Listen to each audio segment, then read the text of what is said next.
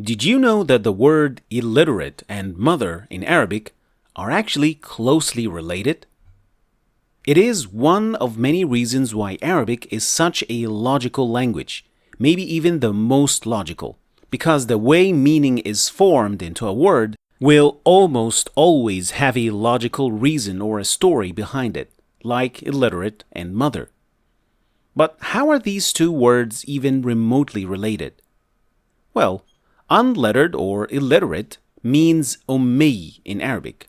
And as you might already know, mother in Arabic means So there is an obvious resemblance between the two words. But what is the relation?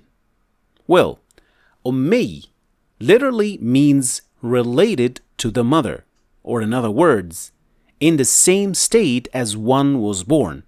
So saying that someone is unlettered or uneducated refers to the fact that he was not lettered or educated just like the day he was born from his mother. And that is not the only word, of course. There are many, many others. The word Jannah, which means paradise, is another beautiful example. Its root word is Jannah, and this root literally means to cover or conceal. So, paradise is called Jannah in Arabic because it is veiled and hidden away from our sight in this world. Just like the jinn, which are the creatures that we cannot see, and it is also derived from the same root. Similarly, the word madness, or the Arabic version is junun, also uses the same root as well, indicating the state when the mind is veiled or hidden. So from a single root you will have many words that share one way or another the core meaning of that root. And amazingly, the Quran also follows this pattern of using words in this way. Here's the word al-muflihun, which is used a lot in the Quran, referring to those who have succeeded or will enter paradise. But giving a closer look at that word, you will soon realize where it came from. The root is falaha, to farm and collect, sow and reap. And so, al-muflihun was used with the reference of success in one's endeavor, as if referring to the ones who sow good deeds in this life and reap their rewards in the next. Another word is al-munafiqun, or the hypocrites. Can you guess where it might be derived from? Well, its root word is nafaqa, which literally means a tunnel or a passage in the ground.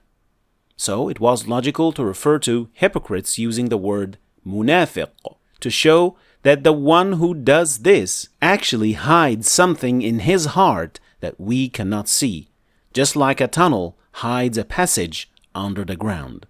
One more example, the word al-fasiqun, which means sinners, comes from fasaqa, which literally means to get off or veer off the road, indicating that a sinner is a person who gets off the straight path. And since we are in this area, let's talk about al-kafirun, or the disbelievers, which comes from the origin kafara, which means to cover, indicating that a disbeliever covers the truth and blocks his heart from it. Even the word at-tilawah, which means the recitation of the Quran. Do you know where it comes from and why this word specifically refers to the recitation of the Quran? Well, tala means to follow, and that was the way the Prophet, peace and blessings be upon him, learned the Quran, by repeating what he had heard from Jibreel alayhi salam. And this is actually the proper way to learn the Quran. Listen and repeat, following word for word. Even the word nabi, which we surely know to mean prophet. There is a reason that this word specifically refers to prophet, because it actually comes from naba'a, which means to elevate or rise. And so, an-nubuwwah, which refers to prophecy, in literal sense means an elevation or a higher place on the ground. And so, Nabi, referring to a prophet, is not surprising, since a prophet is the person who becomes elevated in status and position among his people because he carries a message from Allah and is therefore known by it. So a prophet stands higher than his people because of Allah's choice to carry his message. And I can keep going on such examples that uncover the origin of words and make learning them much easier. And so, if you're really struggling to memorize words, especially when learning Quranic Arabic, taking a bit of time to research the origin of the word and its literal meaning and how it came to refer to what it is referring to today might actually help you remember the word much easier and builds a really good connection with the language. Now, can you think of any other language that is this logical? I'll eagerly wait for your answers in the comments. Thanks for watching.